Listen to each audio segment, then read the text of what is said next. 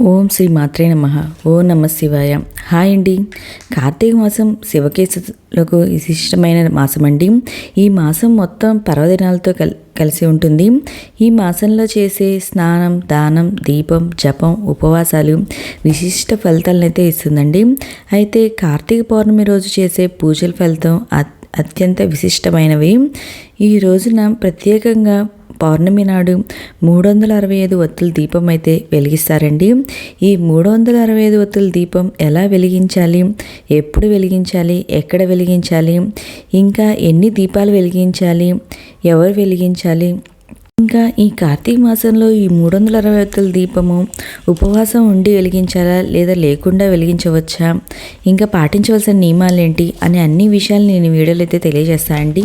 కార్తీక పౌర్ణమిని త్రిపుర పూర్ణిమ అని కూడా అంటాము. పురాణాల ప్రకారం ఈ పవిత్రమైన రోజున పరమేశ్వరుడు త్రిపురాసురుడు అనే రాక్షసుని వధించారు. అందుకే ఈ రోజుని త్రిపుర పూర్ణిమ అని కూడా పిలుస్తారు. మన పురాణాల ప్రకారం కార్తీక పౌర్ణమికి ఎంతో అద్భుత శక్తులు ఉన్నట్లు, ఏదో తెలియని దివ్య శక్తులు మనకు అనుగ్రహాన్ని ఇస్తున్నట్లు పురాణాలు చెప్తున్నాయండి. ఈ అద్భుతమైన కార్తీక పౌర్ణమి ఈసారి మనకి 2024 సంవత్సరం శుక్రవారం రోజున వచ్చిందండి.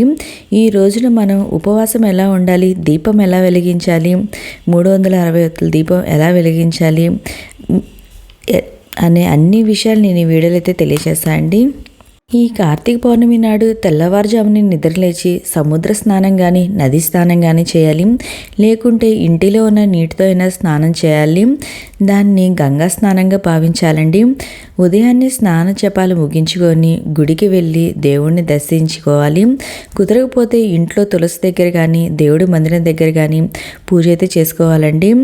ఈ రోజంతా ఉపవాసం ఉండి సాయంత్రం 365 ఒత్తులు దీపాన్ని వెలిగించుకోవాలండి. మనం సంవత్సరం మొత్తం ఏదో ఒక రోజున అడ్డంకుల వల్ల మనం దీపారాధన అయితే ఒకరోజు చేయలేకుండా అలా ఉంటాం కదండి. అలా మనం వెలిగించకుండా ఉన్నప్పుడు కలిగే దోషము ఈ ఒక్కరోజు 365 ఒత్తులు 65 ఒత్తుల దీపం వెలిగించడం వల్ల ఆ దోషం అనేది తొలగిపోతుందండి. ఇది 360 ఒత్తుల దీపం అనేది కార్తీక పౌర్ణమి రోజు సాయంత్రం వేళలో మనం ఇది శివాలయంలోకి వెళ్ళి వెలిగిస్తే చాలా మంచిదండి.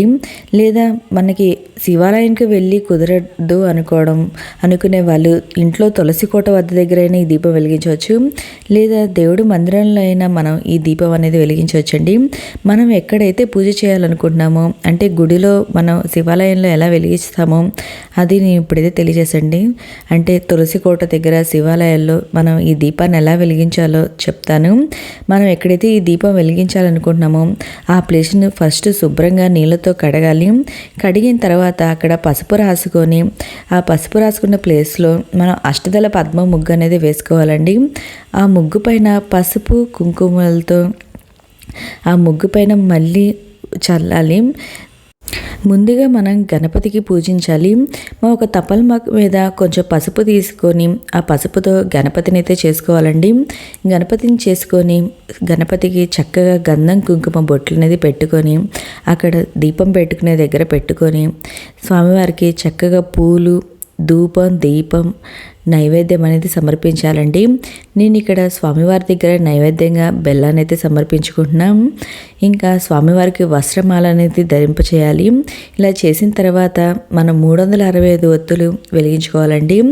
నేను ఇక్కడ 2 కొత్తవి తీసుకున్నానండి, మట్టి ప్రమిదలు తీసుకొని వాటికి గంధం కుంకుమ బొట్లు అయితే పెట్టుకున్నాను. పెట్టుకున్న తర్వాత మనం ముగ్గు వేసుకున్నాం కదండి, ఆ ముగ్గు పైన ఆ ప్రమిదలన్నీ పెట్టుకొని ఈ 365 ఒత్తులని ఆవు నెయ్యిలో కానీ నువ్వుల నూనెలో కానీ నానపెట్టుకోవాలండి. మనం ఏ రోజైతే పూజ చేయాలనుకుంటున్నాం అంటే పౌర్ణమి రోజు నైట్ మనం ఈ పూజ అయితే చేస్తాం కదండి, ఆ ముందు రోజునే మనం ఇవన్నీ ఒత్తులన్నిటినీ నూనెలో అయితే నానబెట్టుకోవాలండి. ఆవు నెయ్యిలో కానీ నూనెలో కానీ నేను ఇక్కడ ఆవు నెయ్యిలో ఆ ముందు రోజు అయితే నానబెట్టుకున్నాను, లేదా 2 గంటల ముందైనా నానబెట్టుకోవచ్చు అండి వీటిని. ఎందుకంటే ఆ ఒత్తి మొత్తానికి నూనె అనేది చక్కగా అంటే ఎక్కువసేపు అనేది వెలగడానికి ఛాన్స్ అయితే ఉందండి. నేను ఇక్కడ ఇవ్వండి 360 ఒత్తులు అయితే పెట్టుకున్నాను. ఇంకా నేను ఉసిరికాయ దీపాలు కూడా వెలిగిస్తే చాలా మంచిదండి. ఉసిరికాయ దీపాలు, పిండి దీపాలు వీటినైనా ఈ కార్తీక పౌర్ణమి రోజు మనం శివాలయంలో వెలిగించవచ్చు, చాలా మంచిది. ఈ ఉసిరికాయ దీపాలు అనేది డైరెక్ట్గా తమలపాకు మీదైనా పెట్టుకోవచ్చు, లేదా ఒక ప్లేట్లో అయినా పెట్టుకోవచ్చు, లేదా ప్రమిదలైనా పెట్టుకోవచ్చు అండి. నేను ఇక్కడ ప్రమిదలైతే పెట్టుకుంటున్నాను. ప్రమిదలో పెట్టుకొని వాటిపైన కుమ్మ ఒత్తు అనేది పెట్టుకుంటున్నాను, అంటే పువ్వు ఒత్తు ఉంటుంది కదండి, వాటిని పెట్టుకొని ఈ దీపాలు అయితే వెలిగిస్తున్నాను. ఈ దీపాలను మనం ఏకహారతితో కానీ లేదా అగరబత్తులతో కానీ వెలిగించాలి. నేను ఇక్కడ 365 ఒత్తుల పైన కొంచెం కర్పూరం అయితే పెట్టుకుంటున్నా అండి. ఎందుకంటే ఆ ఒత్తి అనేది త్వరగా వెలుగుతుంది. అందుకే నేనైతే కొంచెం కర్పూరాన్ని నలిపి ఆ దీపం పైన అయితే పెట్టుకున్నా అండి. రోజుకు ఒక ఒత్తి చొప్పున సంవత్సరం మొత్తాన్ని ఈ 365 ఒత్తులు అయితే సూచిస్తాయండి. ఈ ఒత్తులు కొందరు దీపాలను అరటి డప్పుల్లో ఉంచి నదిలో లేదా కాలువల్లో అంటే కొలంలో వదులుతారండి. ఈ దీపాలను సాయంత్రం వేళలో శివాలయంలో వెలిగించాలి. అలా కుదరదు అనుకునే వాళ్ళు ఇంటి దగ్గర తులసి కోట దగ్గర కానీ పూజా మందిరంలో అయినా వెలిగించవచ్చండి. కార్తీక పౌర్ణమి నాడు శివాలయంలో దీపారాధన చేయడం అంటే ముక్కోటి దేవతలను పూజించడమే అండి. అలా చేస్తే సకల పుణ్య నదుల్లో స్నానం చేసిన ఫలితం అయితే తగ్గుతుందంటారు. కార్తీక పౌర్ణమి నాడు చేసే దీపారాధనలో ఇహలోకంలో సుఖ సౌఖ్యాలు, పరలోకంలో ముక్తి లభిస్తుందని అంటారండి. ఏ కారణం చేత అయినా సంవత్సరం మొత్తం మీద దీపారాధన చేయలేకపోయినా ఈ ఒక్కరోజు 365 ఒత్తుల దీపం వెలిగించడం ద్వారా వచ్చే ఫలితం, పుణ్య ఫలితం అయితే కలుగుతుందండి. ఈ కార్తీక పౌర్ణమి నాడు సాయంత్రం అంటే 2024 సంవత్సరం నవంబర్ 15వ తేదీ అంటే శుక్రవారం రోజు సాయంత్రం మనం 6 గంటల నుండి మనం ఈ దీపం అయితే వెలిగించవచ్చండి. సాయంత్రం వేళలో ఈరోజు ఉదయాన్నే నిద్ర లేచి ఇల్లంతా శుభ్రం చేసుకొని ఈ ఇంటిని చక్కగా అలంకరణ చేసుకొని ఇంటిలో ఆవు నెయ్యితో కానీ లేదా నువ్వుల నూనెతో కానీ మనం తులసి కోట దగ్గర కానీ పూజా మందిరంలో కానీ పూజ చేసుకొని ఉపవాసం అయితే పాటించాలండి. ఉపవాసం అంతా పాటించిన తర్వాత సాయంత్రం వేళల్లో మరలా స్నానం చేసి శివాలయాలకు వెళ్ళి అక్కడ గుడిలో ఈ 365 ఒత్తులను అయితే వెలిగించాలి. నేను ఇక్కడ ఉసిరికాయ దీపాలను కూడా అయితే వెలిగించుకుంటున్నాను అండి. ఈ మాసంలో ఉసిరికాయల దీపాన్ని కానీ పిండి దీపాలు కానీ వెలిగించిన దానం చేసిన చాలా మంచిదండి. నేను ఇక్కడ ఉసిరికాయ దీపం అయితే వెలిగించుకుంటున్నాను. వెలిగించుకొని ఈ ఏకహారతో కానీ మనం అగరబత్తులతో కానీ ఈ దీపాలు అయితే వెలిగించుకున్నాండి.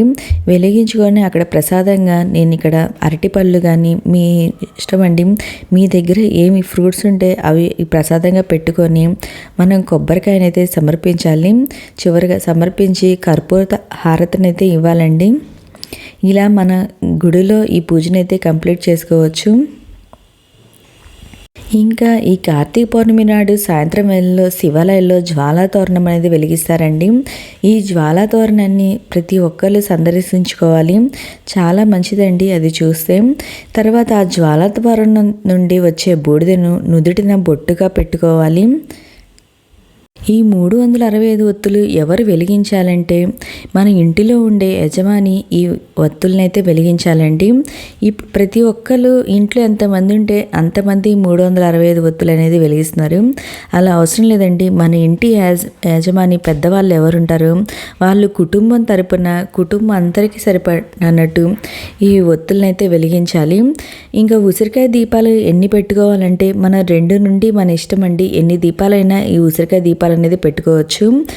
ఉసిరికాయ దీపాలు ఎలా పెట్టుకోవాలి అనేది నేను ఒక వీడియో అయితే చేశానండి. ఒకవేళ ఇంట్రెస్ట్ ఉంటే ఒకసారి అది విజిట్ చేయండి. ఇంకా మీకు ఈ కార్తీక పౌర్ణమి పూజకి సంబంధించి ఏమన్నా సందేహాలు ఉంటే నా కమెంట్ బాక్స్లో కమెంట్ పెట్టండి. ప్రతి ఒక్కరికి రిప్లై అనేది ఇస్తాను. మీకు ఈ వీడియో నచ్చినట్లయితే లైక్ చేయండి, మీ ఫ్రెండ్స్ అండ్ ఫ్యామిలీ మెంబర్కి షేర్ చేయండి. Thank you for watching.